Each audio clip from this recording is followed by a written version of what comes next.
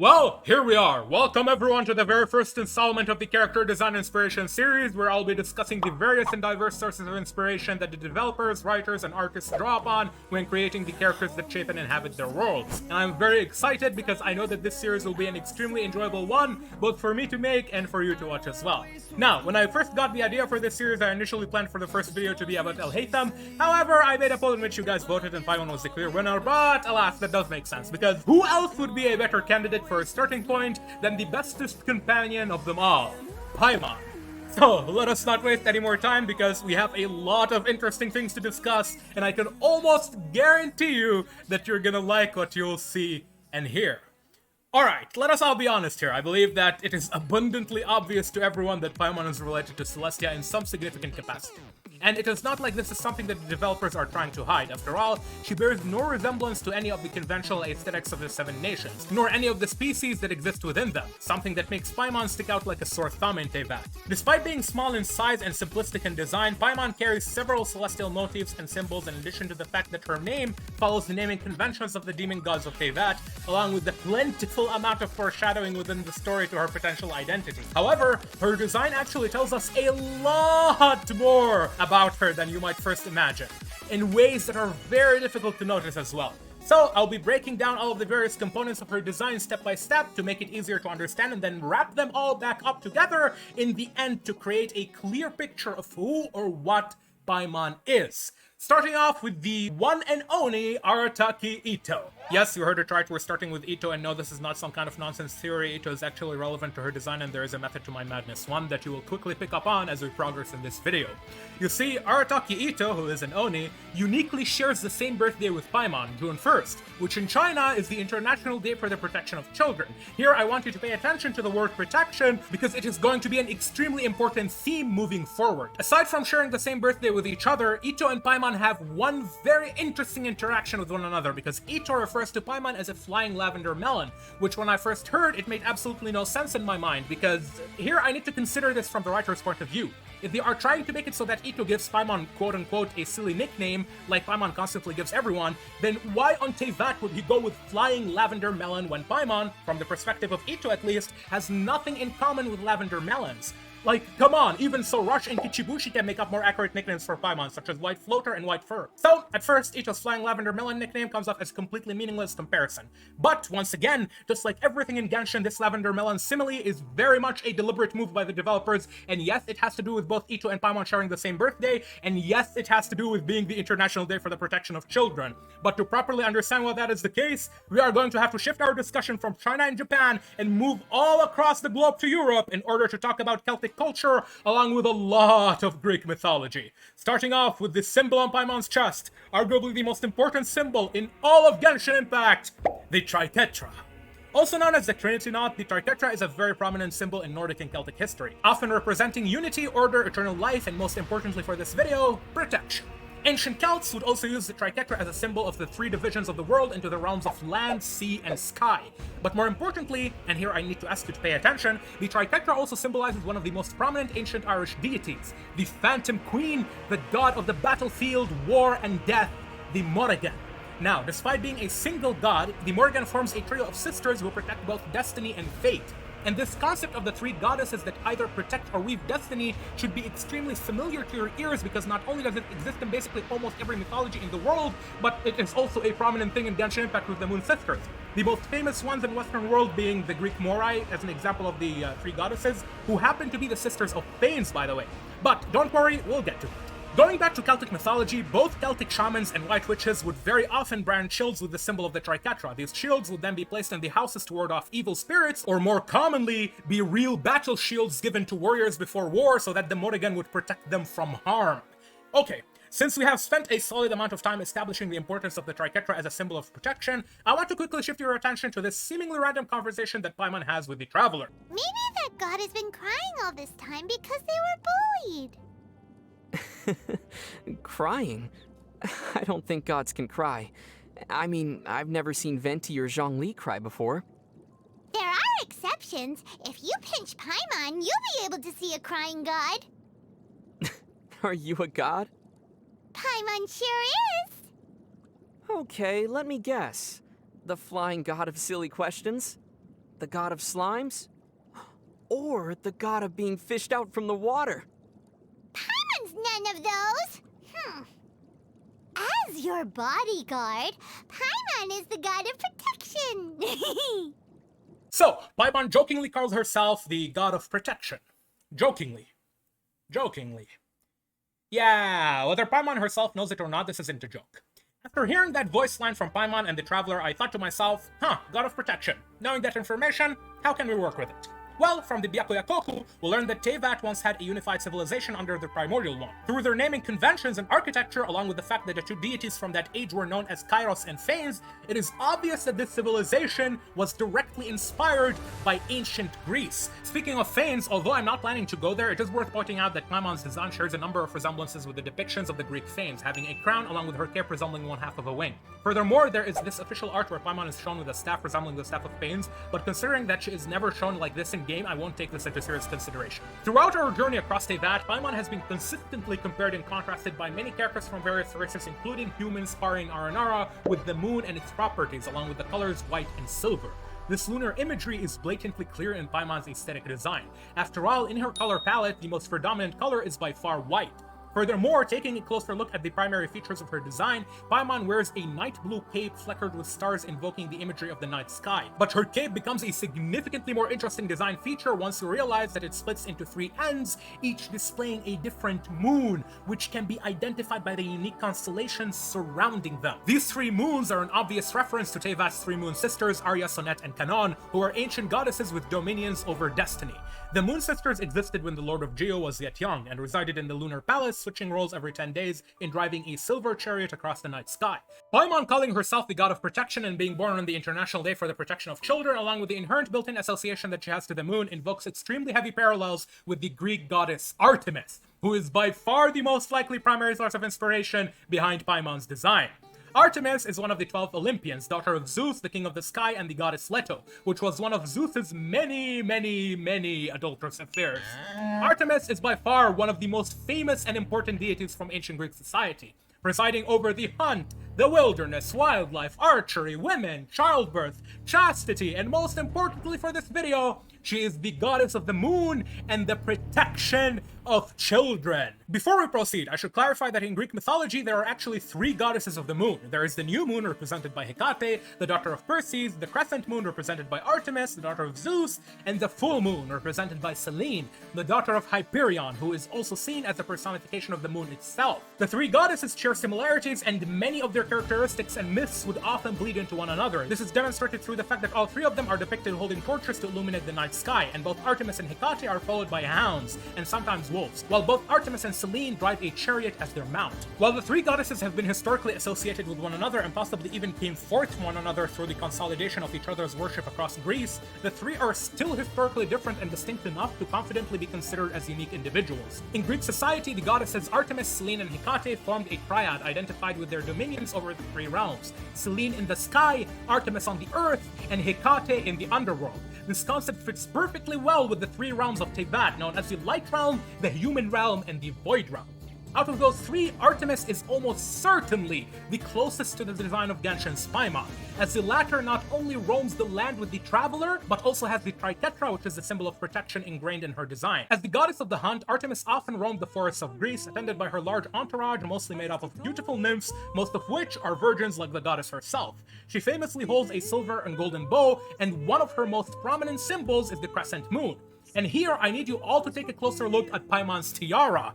Aside from the fact that the design of her tiara resembles that of a fully upgraded statue of the Seven, to the untrained eye from the front, the tiara really looks like an ordinary ornament floating atop Paimon's head, giving the appearance of a halo with a symbol in the middle that does not really look like anything in particular aside from a vague resemblance to some unknown symbols in Genshin Impact. However, if we take a look at Paimon's overhead, you will notice two things. The first is, well, it's a tiara, therefore it naturally takes the shape of a crescent moon, which is perfect because in this case, Artemis' symbol is a crescent moon. However, the other more important thing I want you to take note of is this. It's a little bit difficult to see from here, so let us take a screenshot, copy, make it bigger, paste, take the symbol and adjust it so that it's parallel to the horizontal plane. I think you guys already know where I'm going with this, and finally make it longer. Voila! That's right, it's a bow and an arrow. Like her brother Apollo, Artemis was seen as a patron of young children and took great offense when they were harmed, especially on her sacred grounds. In one legend, a boy from a village near Condelia was playing on the statue of the goddess. When the villagers saw that he had tainted and degraded the statue in his carelessness, they unjustly struck him down, killing him and discarding his body. Angered by what she saw, Artemis brought down divine punishment upon the inhabitants. The men could no longer find prey in their hind, and all the women bore dead children until the boy was honorably buried. Artemis took particular interest in protecting young girls and safeguarding their purity as they grew into womanhood, as those were historically seen as the most vulnerable in society. And honestly, this remains true to some extent even today. Ironically enough, despite being a goddess of childbirth and a protector of children, Artemis herself swore an oath of chastity and thus took no husbands of her own, which means by extension, she herself had no offspring. However, I'm not sure how relevant this detail is to Paimon's character design, but I'm going to include it just in case for the future. She did take on a single child as her apprentice, a young boy by the name of Daphnis, who would accompany the goddess and her host of nymphs on their hunts and entertain them with his singing. Now, the legends surrounding this kid are not only really vague, but also differ considerably from one another, and most of them derail from the intended path of this video. So I'm gonna leave it at that. But it's still worth mentioning because he was the only kid amongst Artemis's entourage, which otherwise exclusively composed of adult females, mostly nymphs for that matter. And speaking of nymphs, Oceanias in Genshin Impact are usually correlated with nymphs, and sometimes even directly referred to as such by the people of Fontaine. Now, take a closer look at Endora, a baby Oceanid. Aside from the fact that she is super adorable, Endora's appearance heavily resembles that of a Seelie, and Seelies in the past followed and worshipped the Moon Sisters prior to the Great Calamity. Finally, Paimon herself was referred to several times across the story as a unique or mysterious Seelie companion of the Traveler. But like I said, this is not a theory video, and going any further than this, we start to enter into speculation territory, so I'll leave it here and let you guys decide for yourself on what implications this might have in the future. Alright, enough Greek mythology, it's time we address the elephant in the room. Let's talk about King Solomon and the devils of the Ars Goetia. As one of the greatest and most significant figures in the Bible, the king of Israel, Solomon the son of David, remains an enduring symbol of both regal might and intellectual brilliance, casting a long shadow over the pages of history. Solomon is such a fundamental and central figure within the overarching grand mythos of the world of Genshin Impact that I cannot stress enough how important he is to the game. And no, I'm not just talking about the gods of Teyvat all being named after the 72 devils found in the Lesser Key of Solomon. If you look around you, from Solomon's Knot to the architecture of Celestia to all the various structural designs scattered all over Teyvat, references to King Solomon can be found almost in every corner of this world. These subtle references are woven throughout the world, some in plain sight and others tucked away from prying eyes, as if Teyvat itself maintains this subtle yet imposing, ever-present and almost unnatural reminder for as to who is the true master in the heavens, watching from his throne above in the sky. But for the purposes of this video, all of that doesn't matter. All you need to know is that King Solomon had a special ring given to him by God through which he commanded spirits, and from the Ars Goetia, one of the most prominent of those spirits is known as Paimon. Described as one of the 9 kings of hell, the devil known as Paimon commands legions of spirits and is often depicted donning a regal crown while astride a dromedary, wearing royal garb of black and white with androgynous features and a beautiful feminine face that could easily be mistaken for that of a girl. It is unknown what kind of angel Paimon used to be prior to the fall of Lucifer. However, the former was infatuated with the latter's singing and attempted to match Lucifer's music with his own instruments. After being cast down from heaven, Paimon became the most loyal devil in hell to Lucifer, obeying his every command. Paimon is described to be incredibly loud, speaking with an obnoxious and bombastic tone. He can bestow knowledge regarding the mysteries of the earth, the location of the abyss, which he usually points it out to be in the waters, and the origins of the wind, and teach people various arts and reveal hidden treasures. But make no mistake, this devil is extremely malevolent in his interactions with humans, as he takes great pleasure in learning about someone's dreams, and over time turns those ambitions into living nightmares that slowly inflict substantial psychological, spiritual, and emotional damage upon his victims. Paimon is also described to be able to grant all sorts of wishes. In that sense, he's more like a genie, where you have to be careful how you word your wish, or he can easily twist those wishes into whatever interpretation he desires.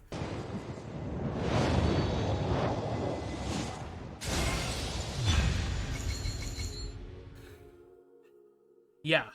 A few other minor details regarding the design of Genshin Impact's Paimon include the celestial leaf motif that you can see on her hands, boots, and hips. This 5-leaf or 3-leaf design is heavily associated with Celestia and divinity, since it is found on structures such as the pillars on the heavenly realm in the loading screen, the celestial nail, and the statues of the 7. Additionally, Paimon's cape is littered with stars. Her eyes have stardust in them, and her hairpin takes the shape of a small shooting star. Oh, and by the way, her hairpin resembles the shape of the portal through which the Sustainer of the Heavenly Principles emerges out of during the opening cutscene of the game. Here, I need to be careful, because talking about stars leads to a massive rabbit rabbit hole due to the sheer magnitude of meanings which they hold and things that they symbolize. To keep things simple, stars represent dreams, ambitions, and the vast and unreachable unknown. Shooting stars, on the other hand, which by the way are meteors, not stars, symbolize destiny, wishes, and hopes. All in all, this visual representation is just one nice little nod towards the fact that the Moon Sisters governed destiny and illuminated the night sky on the silver chariot.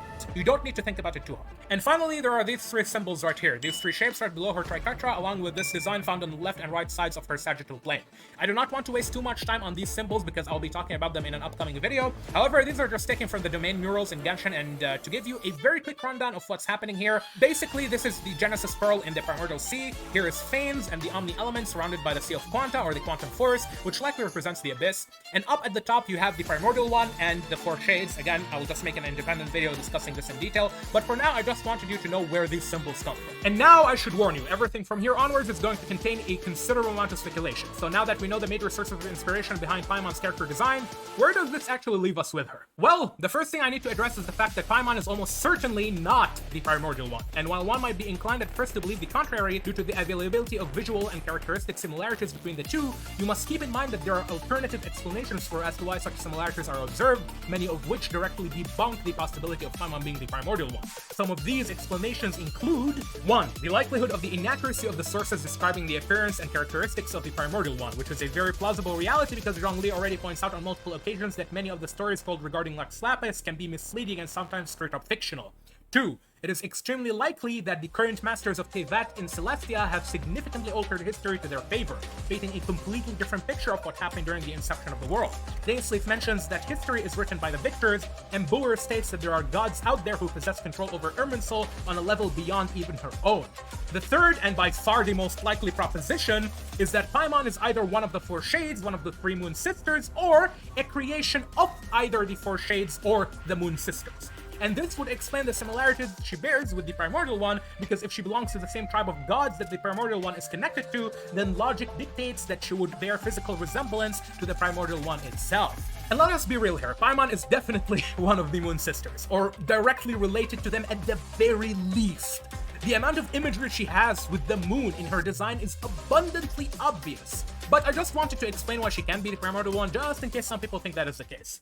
Finally, this brings us all the way back to Arataki Itto and the Lavender Melons. And here, I need to clarify that Lavender Melons have absolutely nothing to do with the genus Lavandula, which lavender flowers belong to. The fruit itself in Genshin is fictional and is also mistranslated from its original Chinese and Japanese names of violet melon. Now, the color violet in of itself historically symbolizes royalty in both East Asian and European cultures. However, that alone isn't sufficient enough because, let's be real, you can easily find some convenient explanation behind what colors represent, therefore we need more evidence here to work with, and thankfully, there is a lot more here to work with. You see, Inazuma's violet fruits are based on a real genus of flowering plants known as Akebia, native across eastern Siberia into eastern China, Taiwan, and Japan.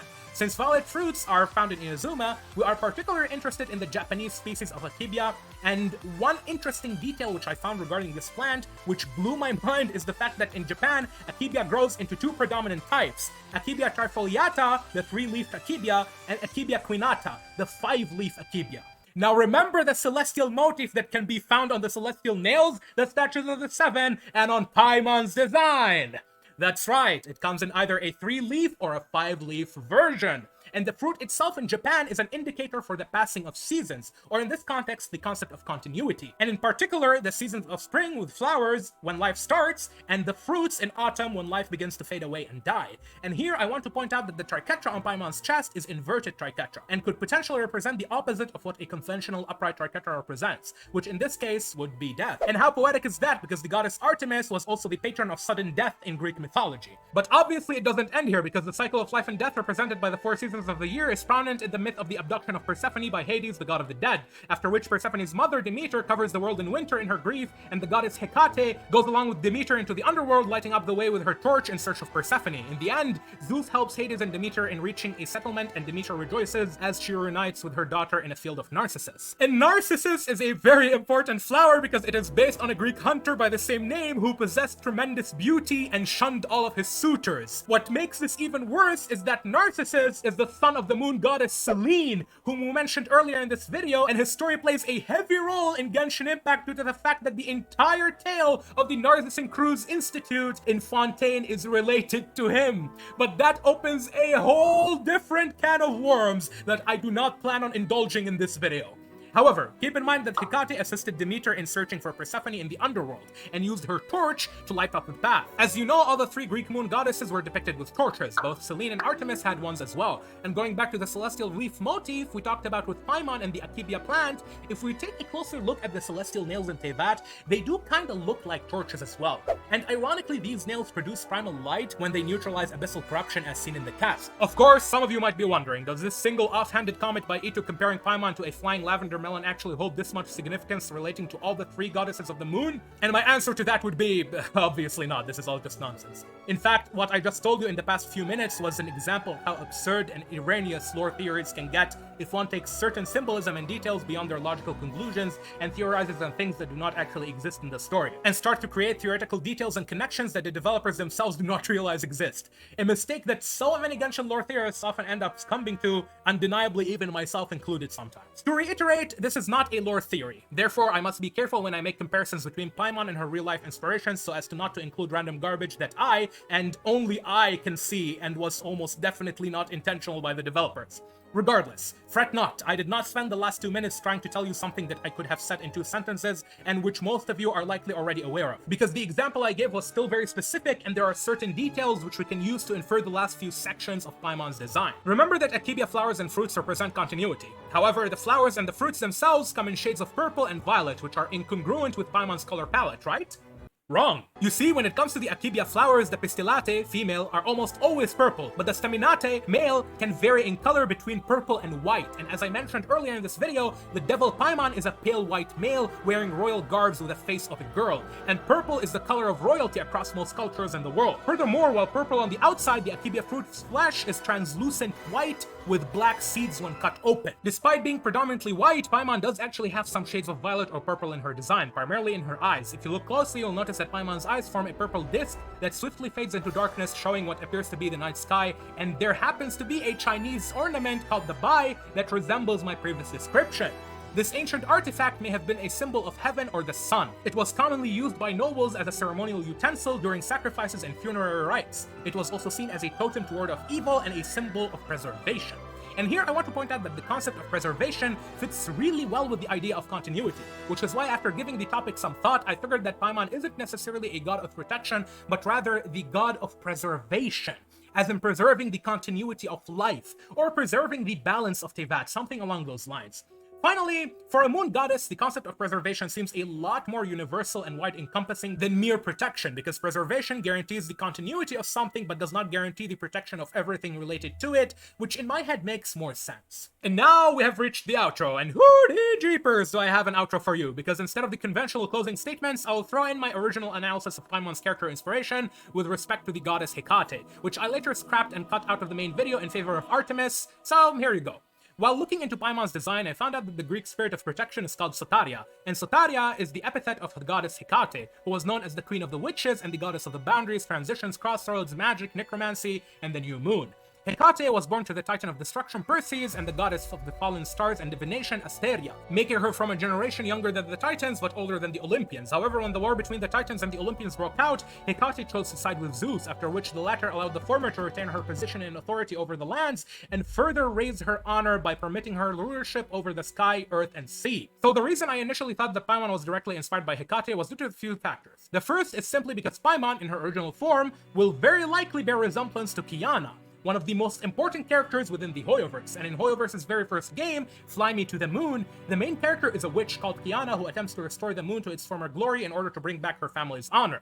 The second is the ongoing gagging game where Paimon is referred to as emergency food in addition to the fact that she really likes food. And as I mentioned, Hecate is the goddess of witchcraft and the queen of witches. And witches are infamous not only for their connections with the moon, but also for the fact that they all have big cauldrons that they use for a variety of nefarious deeds. Meanwhile, in Genshin, the symbol of cooking is literally a cauldron with 4 pointed star primogems rising out of it, which is really suspicious symbolism considering the connections between the primogem itself with wishes, ambitions, and the moon. And the third is the fact that Hecate was a witch and her mother Asteria was the goddess of fallen stars and divination. While in Genshin Impact, we have both Barbeleth and Mona, who are from a coven of witches known as the Hexenzirkel. And Mona uses astrology to divine people's fates, and wears several ornaments on her character that represent the moon and the 4-pointed star seen on Paimon's hairpin. Also, Mona was in the 1.1 Fallen Stars event, so yeah, there's that too. Please do keep in mind that this was just a brief summary. I didn't want to completely remove this part about Hecate because it does contain a number of interesting details. At the same time, I felt that it didn't belong with the main video because I was not convinced enough by the evidence I had that Paimon was directly inspired by Hecate. But yeah, that's all from me for now. Thank you all for watching, and take care.